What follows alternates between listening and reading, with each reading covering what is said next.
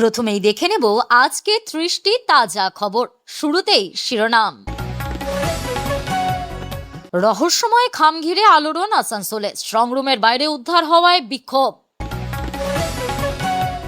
নোয়াপাড়া বিধানসভা কেন্দ্রের VVPAT slip মধ্যমগ্রামের রাস্তায় পড়ে, গণনার আগে ছবি দেখিয়ে অভিযোগ তৃণমূলের।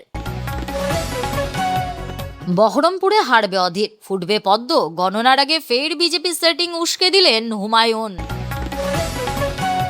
ভোট গণনার আগের রাতে চাঞ্চল্য শিলিগুড়িতে, পুলিশের নির্বাচনী গাড়িতে ছাগল চুরি, গ্রেফতার 3 যুবক। মাছ চোর বলা তো অনেক কম, শওকাত আসলে খুনি ও ডাকাত, ভাঙড়ে নওসাদের বিস্ফোরক তোপ। ফল ঘোষণার আগেই ব্যারাকপুরে চরম উত্তেজনা, রাজের বিরুদ্ধে বিস্ফোরক অডিও ফাঁস কৌস্তবের। স্ত্রীর প্রেমিককে গলা কেটে খুন, অভিযুক্ত স্বামীর কঠোর শাস্তির দাবিতে তুমুল বিক্ষোভ পুরুলিয়ায়।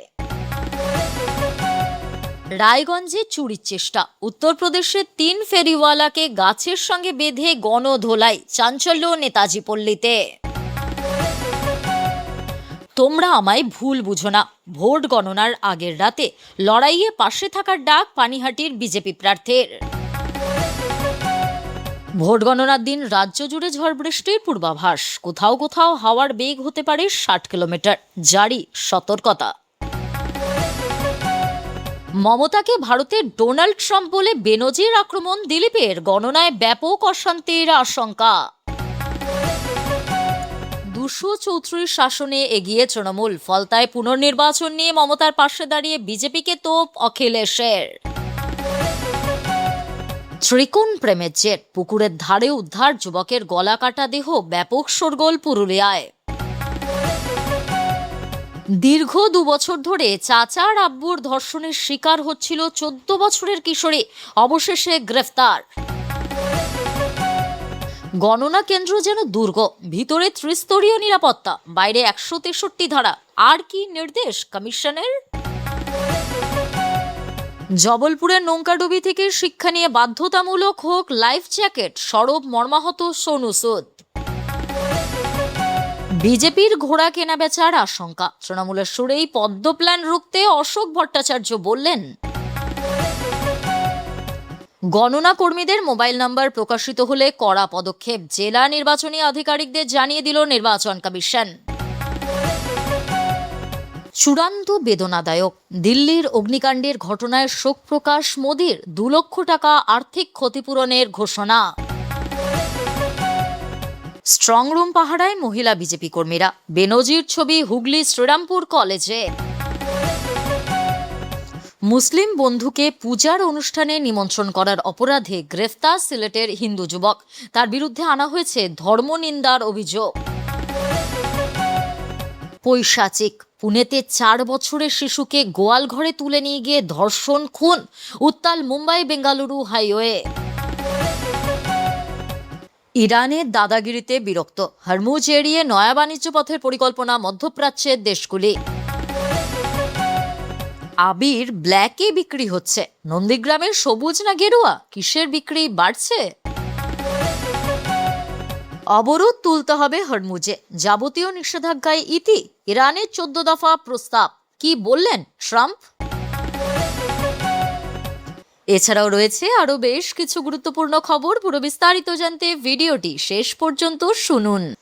সোমবার ভোটের ফলাফল, তার আগে নির্বাচন কমিশনের স্টিকার লাগানো একটি গাড়ি থেকে মুখবন্ধ খামে উদ্ধার মোবাইল, তা নিয়ে চরম উত্তেজনা ছড়ায় আসানসোল ইঞ্জিনিয়ারিং কলেজের গণনা কেন্দ্রের সামনে।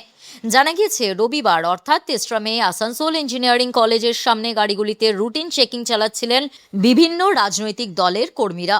সেই সময়ই রানীগঞ্জ বিধানসভা এলাকার একটি গাড়ি গণনা কেন্দ্রের ভিতরে ঢোকার চেষ্টা করলে সেটিকে আটকানো হয়। গাড়িটিতে তল্লাশি চালাতেই বেরিয়ে আসে একটি সিল করা খাম। এই ঘটনার পরই বিজেপি কর্মীর সমর্থকেরা স্ট্রংরুমের বাইরে বিক্ষোভে সামিল হন।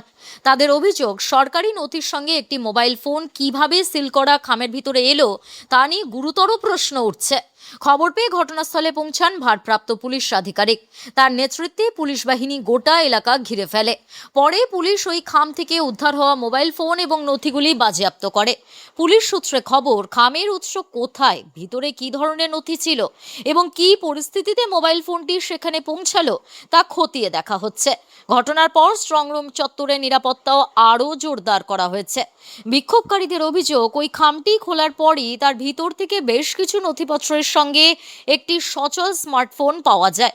মোবাইলটি একটি অনলাইন শপিং সাইটের প্যাকেটে মোড়া ছিল ও তাতে IMEI নম্বরও লেখা ছিল। এই আবহেই নতুন করে রাজনৈতিক উত্তাপ বাড়ল আসানসোলে। তৃণমূলের দাবি, রবিবার মধ্যমগ্রামে রাস্তার উপর নোয়াপাড়া বিধানসভার বেশ কিছু ভিভিপ্যাট স্লিপ পড়েছিল। এক তৃণমূল কর্মী বিষয়টি খেয়াল করেন, তারপর দলকে তা জানান। ছবি এবং ভিডিও দেখিয়ে এমনই অভিযোগ করল তৃণমূলের দাবি, রবিবার মধ্যমগ্রামে রাস্তার উপর নোয়াপাড়া বিধানসভার বেশ কিছু ভিভিপ্যাট স্লিপ পড়ে থাকতে দেখা যায়। এক তৃণমূল কর্মী বিষয়টি খেয়াল করেন, তারপর দলকে জানান। তৃণমূলের দাবি, ভিভিপ্যাট স্লিপগুলি মধ্যমগ্রাম বিধানসভা এলাকার নীলগঞ্জ সুভাষনগর এলাকার একটি পেট্রোল পাম্পের কাছে পড়েছিল। তৃণমূলের প্রকাশিত ছবি ও ভিডিওয়ে দেখা গিয়েছে, নোয়াপাড়া বিধানসভার বিভিন্ন দলের প্রতীক এবং প্রার্থীর নাম সম্বলিত ওই স্লিপগুলি রাস্তায় ছড়িয়ে ছিটিয়ে ছিল। প্রসঙ্গত, ইভিএম যন্ত্রের পাশেই থাকে ভিভিপ্যাট। ব্যালট ইউনিটে নির্দিষ্ট জায়গায় বোতামে চাপ দেওয়ার পরে লাল আলো জ্বলে ওঠে, একটি বিপ শব্দও হয়। এরপরই সংশ্লিষ্ট ভোটদাতা যাকে ভোট দিয়েছেন সেই প্রার্থীর নাম, ক্রমিক সংখ্যা ও প্রতীক ভিভিপ্যাটের ব্যালট স্লিপে ছাপানো অক্ষরে দেখা যায়। সর্বাধিক তা 7 সেকেন্ড থাকে। তারপর সেই তথ্য সংবলিত স্লিপ মুদ্রণ যন্ত্রের ড্রপ বক্সে পড়ে যায়। যদি ভিভিপ্যাট ঠিকভাবে কাজ না করে অথবা ইভিএম এর লাল আলো না জ্বলে কিংবা আওয়াজ না হয়, তাহলে প্রিসাইডিং অফিসারের কাছে অভিযোগ জানানো হয়। একটি বিধানসভা কেন্দ্রের প্রতিটি এলাকা থেকে যে কোনো 5টি বুথ বেছে নিয়ে সেখানে ইভিএম এর সঙ্গে ভিভিপ্যাটের কাগজের হিসেব মিলিয়ে দেখে নির্বাচন কমিশন। বহরমপুর আসনে অধীর রঞ্জন চৌধুরী প্রার্থী হলে জেতানোর চেষ্টা করবেন বলে জানিয়েছিলেন আম জনতা উন্নয়ন পার্টির চেয়ারম্যান হুমায়ুন কবির।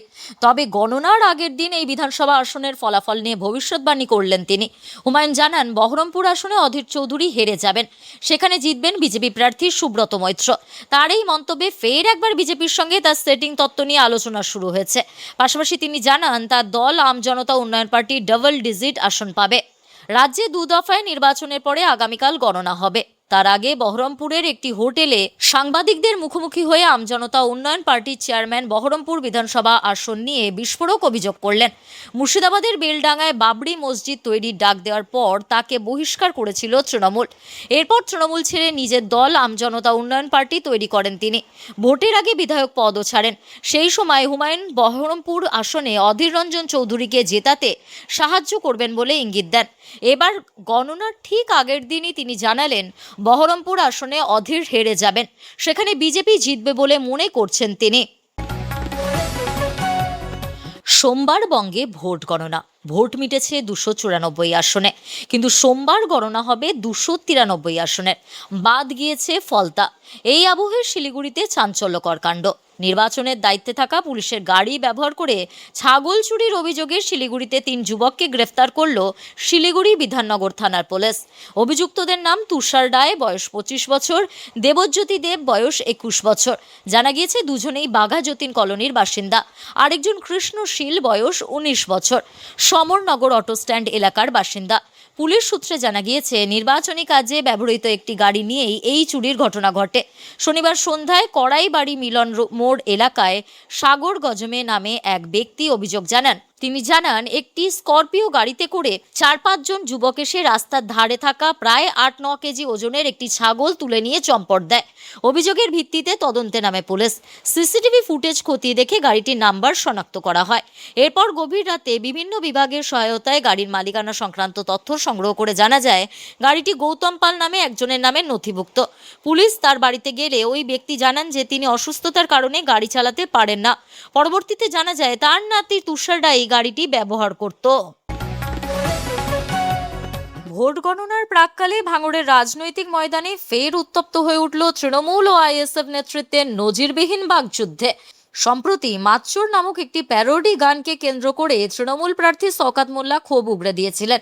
সেই সূত্র ধরেই তাকে পাল্টা তীব্র ভাষায় আক্রমণ করেছেন আইএসএফ প্রার্থী নওশাদ সিদ্দিকী। শওকতকে কেবল চোর বলে সম্বোধন করা তার জন্য যথেষ্ট নয় বলে মনে করেন নওশাদ। নওশাদ সিদ্দিকীর দাবি, ভাঙড় ও ক্যানিং এলাকার প্রতিটি মানুষ শওকত মোল্লার আসল পরিচয় জানেন। শওকতকে সরাসরি খুনি, বোমাবাজ এবং ডাকাত বলে অভিহিত করে তিনি বলেন, তাকে মাতচোর বললে আসলে তার অপরাধকে ছোট করে দেখানো হয়। নওশাদের মতে, এলাকায় গুন্ডামি এবং অশান্তি ছড়ানোর জন্যই শওকত মোল্লার সমধিক পরিচিত। এই ধরনের বিস্ফোরক মন্তব্যের পর দুই দলের তৃণমূল স্তরের কর্মীদের মধ্যে উত্তেজনা কয়েক গুণ বেড়ে গিয়েছে। মূলত ভাঙড় এলাকায় আধিপত্য বজায় রাখা এবং নির্বাচনের ফলাফল নিয়ে তৈরি হওয়া স্নায়ুযুদ্ধই এই ধরনের কড়া ব্যক্তিগত আক্রমণের মূল কারণ। রাজনৈতিক বিশ্লেষকদের মতে, গণনার ঠিক আগে এই ধরনের আক্রমণ এলাকায় নতুন করে অশান্তির পরিবেশ তৈরি করতে পারে। এর ফলে গণনার দিন বা ফলাফল প্রকাশের পর দুই শিবিরের সমর্থকদের মধ্যে বড় সড় রাজনৈতিক সংঘর্ষের প্রবল আশঙ্কা দেখা দিয়েছে, যা স্থানীয় প্রশাসনের জন্য গভীর উদ্বেগের বিষয় হয়ে দাঁড়িয়েছে। ভোট গণনার আর মাত্র কয়েক ঘন্টা বাকি। রাত পোহালেই বাংলায় বহু প্রতীক্ষিত নির্বাচনী ফলাফলের চূড়ান্ত রায়। ঠিক তার প্রাক্কালে রাজনৈতিকভাবে অত্যন্ত স্পর্শকাতর ব্যারাকপুর কেন্দ্রে উত্তেজনার পারদ চরমে পৌঁছালো। এই কেন্দ্রে তৃণমূল কংগ্রেস প্রার্থী রাজ চক্রবর্তীর বিরুদ্ধে চাঞ্চল্যকর অভিযোগ আনলেন তারই মূল প্রতিদ্বন্দ্বী বিজেপি প্রার্থী কৌস্তব বাগচি। সোশ্যাল মিডিয়ায় একটি অডিও ক্লিপ পোস্ট করে শাসক দলের বিরুদ্ধে সরাসরি দাঙ্গা বাঁধানোর চক্রান্তের অভিযোগ তুলেছেন তিনি। যদিও সংবাদ মাধ্যমের তরফে এই অডিওটির সত্যতা স্বাধীনভাবে যাচাই করা সম্ভব হয়নি। সোশ্যাল মিডিয়ায় অডিওটি শেয়ার করে বিজেপি প্রার্থী কৌস্তব বাগচি অত্যন্ত কড়া ভাষায় আক্রমণ শানিয়েছেন। তার দাবি, এই অডিওটিতে রাজ চক্রবর্তীকে অত্যন্ত উস্কানিমূলক কথা বলতে শোনা যাচ্ছে এবং তিনি তার দলের দুষ্কৃতীদের কাজে লাগিয়ে এলাকায় পরিকল্পিতভাবে দাঙ্গা বাঁধানোর চেষ্টা করছেন। ভোট গণনার ঠিক আগে এই ধরনের অডিও প্রকাশ্যে আসায় ব্যারাকপুর শিল্পাঞ্চলের রাজনৈতিক পরিস্থিতি নতুন করে তপ্ত হয়ে উঠেছে। বিশেষজ্ঞদের মতে, নির্বাচনের ফলাফল নিয়ে উভয় শিবিরের চরম স্নায়ুচাপ এবং শেষ মুহূর্তের মনস্তাত্ত্বিক লড়াইয়ের কারণেই এই ধরনের অভিযোগ সামনে আসছে, যা এলাকার রাজনৈতিক পরিবেশকে আরও জটিল করে তুলেছে। গণনার ঠিক আগের রাতে শাসক দলের প্রার্থীর বিরুদ্ধে এহেন বিস্ফোরক অভিযোগ স্বাভাবিকভাবেই স্থানীয় রাজনৈতিক কর্মীদের মধ্যে তীব্র চাঞ্চল্য ও উত্তেজনা সৃষ্টি করেছে। এই ঘটনার জেরে ব্যারাকপুরের মতো উত্তেজনাপ্রবণ এলাকায় আইন শৃঙ্খলা পরিস্থিতির অবনতি হওয়ায় এবং নিচু তলায় রাজনৈতিক সংঘর্ষ ছড়িয়ে পড়ার প্রবল আশঙ্কা তৈরি হয়েছে। এর ফলে নির্বাচন কমিশন এবং পুলিশ প্রশাসনের ওপর নিরাপত্তা ব্যবস্থা আরও নিশ্ছিদ্র করার চাপ বৃদ্ধি পেল। গণনা কেন্দ্র ও সংলগ্ন এলাকার শান্তি বজায় রাখতে এবং যে কোনো ধরনের অনভিপ্রেত ঘটনা এড়াতে প্রশাসনকে এখন চূড়ান্ত অতিরিক্ত সতর্কতা অবলম্বন করতে হবে। নিখোঁজ থাকার পর এক যুবকের রক্তাক্ত দেহ উদ্ধারকে কেন্দ্র করে চাঞ্চল্য ছড়িয়ে পড়ল পুরুলিয়ার কোটশিলা থানার জাহারহাতু গ্রামে। তাকে গলা কেটে খুন করা হয়েছে বলে অভিযোগ। এই ঘটনায় একজনকে গ্রেফতার করেছে পুলিশ। যদিও পরিবার ও গ্রামবাসীদের দাবি, একজনের পক্ষে এই খুন করা সম্ভব নয়। বাকি অভিযুক্তদের গ্রেফতার ও দোষীদের কঠোর শাস্তির দাবি জানিয়ে রবিবার রাস্তায় নামেন স্থানীয়রা। ঘটনাস্থলে গিয়ে বিক্ষোভকারীদের আশ্বস্ত করেছেন ঝাড়খণ্ড লোকতান্ত্রিক ক্রান্তিকারী মোর্চার জয়পুরের প্রার্থী দিব্যজ্যোতি সিং দেও। মৃত যুবকের নাম বিষ্ণু মাহাতো, বয়স 26 বছর। পরিবারের দাবি, 30 এপ্রিল সকালে হঠাৎ বাড়ি থেকে বেরিয়ে যান তিনি। তারপর থেকে তার আর খোঁজ পাওয়া যায়নি। পরের দিন সকালে তার রক্তাক্ত দেহ উদ্ধার করা হয়। মৃতের পরিবারের অভিযোগের ভিত্তিতে একজনকে গ্রেফতার করে পুলিশ। ধৃতের নাম সুরজ চন্দ্র মাহাতো। জানা গিয়েছে, সুরজ চন্দ্রের স্ত্রীর সঙ্গে বিষ্ণুর প্রেমের সম্পর্ক ছিল। সে কথা জানতে পেরেই বিষ্ণুকে খুন করেন অভিযুক্ত। গ্রামবাসী ও পরিবারের অভিযোগ, পরিকল্পনা করে বিষ্ণুকে খুন করা হয়েছে। এই ঘটনায় সুরজচন্দ্র ছাড়াও আরও অনেকে জড়িত থাকতে পারে। তাদের সকলকে গ্রেফতারের দাবিতে এবং দোষীদের কঠোর শাস্তির দাবিতে রবিবার সকালে গ্রামে বিক্ষোভ দেখান স্থানীয়রা। বিক্ষোভের খবর পেয়ে ঘটনাস্থলে আসেন ঝাড়খণ্ড লোকতান্ত্রিক ক্রান্তিকারী মোর্চার জয়পুরের প্রার্থী দিব্যজ্যোতি সিং দেও। তিনি বিক্ষোভকারীদের সঙ্গে কথা বলে আশ্বস্ত করার চেষ্টা করেন। পাশাপাশি পুলিশও ঘটনাস্থলে এসে পরিস্থিতি নিয়ন্ত্রণে আনার চেষ্টা করে। কিছুক্ষণ পরে পরিস্থিতি শান্ত হয়। দোষীদের কঠোর শাস্তির আশ্বাস পেয়ে বিক্ষোভ তুলে নেন গ্রামবাসীরা। ফেরিওয়ালা ছদ্মবেশের শহরে কি সক্রিয় হচ্ছে আন্তঃরাজ্য চোর চক্র? রায়গঞ্জ শহরের নেতাজি পল্লী এলাকায় 3 দুষ্কৃতী ধরা পড়ার ঘটনায় এই প্রশ্নই এখন জোরালো হচ্ছে। চুরির চেষ্টার অভিযোগে উত্তরপ্রদেশে 3 যুবককে হাতে নাতে ধরে পুলিশের হাতে তুলে দিল উত্তেজিত জনতা। রবিবার সকালে রায়গঞ্জ শহরের নেতাজি পল্লী এলাকার একটি বাড়িতে ঢুকে চুরির চেষ্টা করে ওই 3 যুবক।